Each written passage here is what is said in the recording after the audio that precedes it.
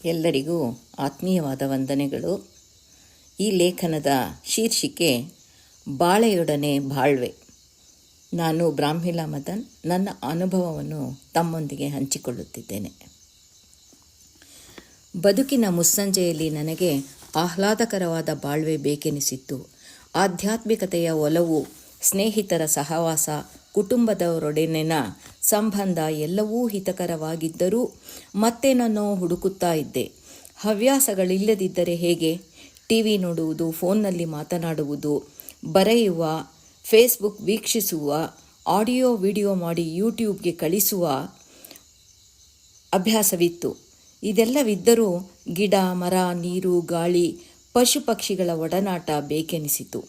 ಇವೆಲ್ಲ ಏಕಮುಖವಾಗಿದ್ದರೂ ಮನಸ್ಸಿಗೆ ಮುದ ನೀಡುವ ಮಾಧ್ಯಮಗಳಾಗಿವೆ. ನಮ್ಮ ಅತಿಥಿ ತೋಟದಲ್ಲಿ ಕಾಲ ಕಳೆಯುವುದೆಂದರೆ ಕಂಡ ಕನಸೆಲ್ಲ ನನಸಾಗಿ ಕಣ್ಣ ಮುಂದೆ ನಿಂತ ಆನಂದ. ಮರೆಗುಳಿತನ ಕಡಿಮೆಯಾಗಬೇಕೆಂದರೆ ಎರಡೂ ಕಡೆ ಸಂಭಾಷಣೆ ಇದ್ದರೆ ಪ್ರಯೋಜನವಾಗುತ್ತೆ ಎಂದು ಕೇಳಿದ್ದೆ. ಆದಾಗ್ಯೂ ಮಾತಿಗಿಳಿಯದ ಪ್ರಕೃತಿಯ ಸಂವೇದನೆ ಯಾವುದೇ ತರಹದ ಬೇಸರ ತರಿಸುವುದಿಲ್ಲ, ವಾಗ್ವಾದಕ್ಕೆ ಇಳಿಯುವುದಿಲ್ಲ ಅಲ್ಲವೇ ಎನಿಸುತ್ತೆ. ವಾದ ವಿವಾದವಿಲ್ಲದೆ, ಭಿನ್ನಾಭಿಪ್ರಾಯಗಳಿಲ್ಲದೆ ನಮ್ಮಿಚ್ಛೆಯಂತೆ ಪ್ರಕೃತಿ ಇದೆ ಎನ್ನುವ ಸಂತೋಷ, ಮೌನ ಸಂದೇಶಗಳ ರವಾನೆ ಇಲ್ಲಿದೆ. ಈ ನನ್ನ ಸ್ವಭಾವಕ್ಕೆ ತಕ್ಕಂತೆ ರಾಗಿ, ಭತ್ತ, ತರಕಾರಿ, ಜೋಳ, ಎಲ್ಲ ರೀತಿಯ ತರಕಾರಿ ಹಣ್ಣನ್ನು ಬೆಳೆಯುತ್ತಾ ಬಂದೆನು. ನನ್ನ ಮಗ ಮತ್ತು ಯಜಮಾನರ, ಅಕ್ಕಪಕ್ಕದ ಬೆಳೆಗಾರರ ಸಲಹೆ ಸೂಚನೆ ಸಂದರ್ಭೋಚಿತವಾಗಿ ಪುಕ್ಕಟೆಯಾಗಿ ಸಿಕ್ಕುತ್ತಿತ್ತು. ಬೇಕಾದ್ದನ್ನು ತೆಗೆದುಕೊಂಡು ಬೇಡವಾದ್ದನ್ನು ಬಿಟ್ಟು ನನ್ನ ಇಚ್ಛಾನುಸಾರ ಕೃಷಿಯಲ್ಲಿ ಖುಷಿ ಕಾಣುತ್ತೇನೆ. ಕೆಲವೊಮ್ಮೆ ನಷ್ಟ, ಮತ್ತೊಮ್ಮೆ ಅಲ್ಲಿಗಲ್ಲಿಗೆ ಸಮ, ಮಗದೊಮ್ಮೆ ಲಾಭವನ್ನು ಕಂಡ ಸಮಾಧಾನವಾಗಿ ವ್ಯವಸಾಯದಲ್ಲಿ ನಿರತಳಾಗಿರುವುದು ನನ್ನ ಬದುಕಿಗೆ ಸಾರ್ಥಕ ಭಾವನೆ ಕೊಟ್ಟಿದೆ. 3 ವರ್ಷಗಳ ಹಿಂದೆ ಏಲಕ್ಕಿ ಬಾಳೆ ಬೆಳೆಯಬೇಕೆಂಬ ಬಯಕೆ ಉದ್ಭವಿಸಿತು. ಹೇಗೆಂದರೆ ಯೂಟ್ಯೂಬ್ ಪ್ರಭಾವ ಎಂದೇ ಹೇಳಬೇಕು.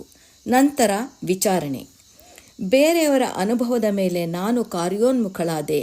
ಕೇವಲ 11 ತಿಂಗಳಲ್ಲಿ ಗೊನೆ ಕೊಡುವ ಬಾಳೆ ಸಾರ್ವಕಾಲಿಕ, ಸಾರ್ವಜನಿಕ ಎನ್ನುವ ಹೆಗ್ಗಳಿಕೆ ಈ ಹಣ್ಣಿಗಿದೆ.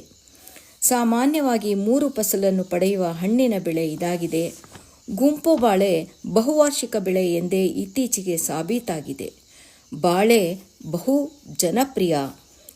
ಅತಿ ಹೆಚ್ಚಿನ ಖರ್ಚಾಗಲಿ, ಶ್ರಮವಾಗಲಿ, ಔಷಧಿಯನ್ನಾಗಲಿ ನಿರೀಕ್ಷಿಸದೆ, ಕೆಮಿಕಲ್ ಹಾಕದೆ, ಕೊಟ್ಟಿಗೆ ಗೊಬ್ಬರ ಹಾಕಿ ಸಾವಯವ ರೀತಿಯಲ್ಲಿ ಬೆಳೆಯಬಹುದಾಗಿದೆ. ಗೊನೆ ಇಳಿಸಿ ಕಣ್ತುಂಬಿಕೊಂಡಾಗ ಎಷ್ಟು ಜನರ ಆರೋಗ್ಯಕ್ಕಾಗಿ, ಹಸಿವಿಗಾಗಿ ಉಪಯೋಗಿಸುತ್ತಾರೆ ಎಂದು ಖುಷಿಯಾಗುತ್ತದೆ. ಪ್ರತಿ ಪೂಜಾ ಸಮಾರಂಭಗಳಲ್ಲೂ ತೆಂಗಿನಕಾಯಿಯ ಪಕ್ಕ ಬಾಳೆಹಣ್ಣು ಅಥವಾ ಬಾಳೆಕಾಯಿಯ ಚಿಪ್ಪು ನೋಡಬಹುದು. ಗೊನೆಯಲ್ಲಿ ಪಕ್ಕದಲ್ಲಿ ಜೋಡಣೆಯಾಗಿರುವ ಬಾಳೆಕಾಯಿ ನೋಡುತ್ತಿದ್ದರೆ ಸೃಷ್ಟಿಕರ್ತನ ಚಾಕುಚಕ್ಯತೆಯನ್ನು ಹಾಡಿ ಹೊಗಳಬೇಕೆನಿಸುತ್ತೆ. ವಿನ್ಯಾಸಗಾರನ ವಿಪರೀತವೆಂದು ವಿನೀತ ಭಾವನೆಯಿಂದ ವಂದಿಸುತ್ತೇನೆ. ಬಾಳೆ ಎಲೆ, ಬಾಳೆ ಕಂದು, ದಿಂಡು ಎಲ್ಲವೂ ಶ್ರೇಷ್ಠ ಮತ್ತು ವಿಶಿಷ್ಟ. ಇತ್ತೀಚೆಗೆ ಹೆಚ್ಚಿನ ದಿನಗಳನ್ನು ತೋಟದಲ್ಲಿ ಕೆಲಸಗಾರರ ಜೊತೆಯೇ ಕಳೆಯುತ್ತಿದ್ದೇನೆ. ಕೆಲಸಗಾರರ, ರೈತರ ಶ್ರಮವಹಿಸಿ ಮಾಡುವ ಕೆಲಸ ಗಮನಿಸುತ್ತಿದ್ದಾಗ ಅವರ ಆರೋಗ್ಯ ಭಾಗ್ಯದ ಗುಟ್ಟು ರಟ್ಟಾಗುತ್ತೆ. ನನ್ನ ಸ್ನೇಹಿತರು ಅನೇಕರು ಯಾವಾಗಲೂ ಸೋಮನಹಳ್ಳಿಯಲ್ಲಿ ಇರೋಕ್ಕೆ ನೀನ್ಯಾಕೆ ಮಾಸ್ಟರ್ ಡಿಗ್ರಿ ಪಡೆದೆ, ಸರ್ಕಾರಿ ಹುದ್ದೆಯಲ್ಲಿದ್ದವರನ್ನು ಮದುವೆ ಆದೆ, ಮಗನನ್ನು ಡಾಕ್ಟರ್ ಮಾಡಿ ವಿದೇಶ ವ್ಯಾಸಂಗ ಮಾಡಿಸಿ ಡಾಕ್ಟರ್ ಸೊಸೆಯನ್ನು ಮನೆ ತುಂಬಿಸಿಕೊಂಡೆ ಎನ್ನುವ ಪ್ರೀತಿಪೂರ್ವಕ ಪ್ರಶ್ನೆಗೆ ಏನು ಹೇಳುವುದು? ನಮ್ಮ ಆತ್ಮೀಯರೊಬ್ಬರು ವ್ಯವಸಾಯಗಾರರೇ. ವ್ಯವಸಾಯವನ್ನು ಬಿಟ್ಟು ಬೆಂಗಳೂರ ಕಡೆ ಮುಖ ಮಾಡಿರುವಾಗ ನೀನೇನು ಐಷಾರಾಮಿ ಫ್ಲ್ಯಾಟ್ ಜೀವನ ಬಿಟ್ಟು ಹಳ್ಳಿ ಕಡೆ ಹೋಗುತ್ತಲೇ ಇರುತ್ತೀಯಾ ಎಂದು ಕೇಳಿರುವುದು ಉಂಟು. ನನ್ನ ಮಗ ತಮಾಷೆಗೆ, ನಿನಗೆ ಸ್ವಂತ 3 ಎಕರೆ ಸಾಲದಿದ್ದರೆ ಅಕ್ಕಪಕ್ಕದವರ ಜಮೀನನ್ನು ತೆಗೆದುಕೊಂಡು ಕೋರಿಕೆಗೆ ಅಥವಾ ಗುತ್ತಿಗೆಗೆ ತೆಗೆದುಕೊಂಡು ಮಾಡಿಸು ಎಂದು ರೇಗಿಸಿದ್ದೂ ಉಂಟು. ಕೆಲಸದವರ ಜೊತೆ ಹೆಣಗುವುದು, ಏಗಾಡುವುದು ಕಷ್ಟ ನಿಜ. ಕೂಲಿ ಕೊಡುವಾಗ ಕೆಲಸವೇ ಸರಿಯಾಗಿ ಮಾಡಿಲ್ಲ, ಆದರೂ ಇವರಿಗೆ ಸಂಬಳ ಕೊಡಬೇಕೆಲ್ಲ ಎನಿಸುತ್ತೆ. ಅವರ ಕಷ್ಟಗಳನ್ನು ಕೇಳುತ್ತಾ ಇದ್ದಾಗ ಅವರ ಕತೆ ಇರಲಿ, ಇದೇನಿದು ನನ್ನ ವ್ಯಥೆಯೇ ಎನಿಸುತ್ತೆ. ಸಮಸ್ಯೆಗಳನ್ನು ನಾನೇ ಎಳೆದುಕೊಳ್ಳುವ ಈ ಪರಿಸ್ಥಿತಿ ಬೇಕಿತ್ತಾ? ಆದರೂ ಎಷ್ಟೋ ಜನರಿಗೆ ಜೀವನವನ್ನು ರೂಪಿಸಿಕೊಡುತ್ತಿದ್ದೇನೆ ಎನ್ನುವ ಆತ್ಮತೃಪ್ತಿ, ಸಾವಯವ ಬೆಳೆಗಳನ್ನು ಮಾರುಕಟ್ಟೆಗೆ ಕಳಿಸಿದೆನೆಂಬ ಸಂತಸಕ್ಕೆ ಸಮ ಯಾವುದು? ಇದರ ಮುಂದೆ ಮಾಡಿದ ಖರ್ಚಾಗಲಿ, ಪ್ಲಾನ್ ಆಗಲಿ, ಶ್ರಮವಾಗಲಿ ಗೌಣವಾಗಿದೆ. ವಿದೇಶ ಪ್ರವಾಸ, ಒಡವೆ, ವಸ್ತ್ರಗಳು ಸಾಕೆನಿಸಿದೆ. ಮೊಮ್ಮಕ್ಕಳ ಜೊತೆ ಕಳೆವ ಸಮಯ, ತೋಟದಲ್ಲಿರುವ ದಿನಗಳೇ ಅವಿಸ್ಮರಣೀಯ. ಸುದೀರ್ಘವಾದ ಸುಂದರವಾದ ಬದುಕಲು ಬಾಳೆ ಬೆಳೆಯಬೇಕೆನಿಸಿದೆ. ಬಾಳೆಯೊಡನೆ ಬಾಳ್ವೆ ನನ್ನದಾಗಿದೆ. ಬದಲಾವಣೆ ಬೇಕೆನಿಸಿದೆ.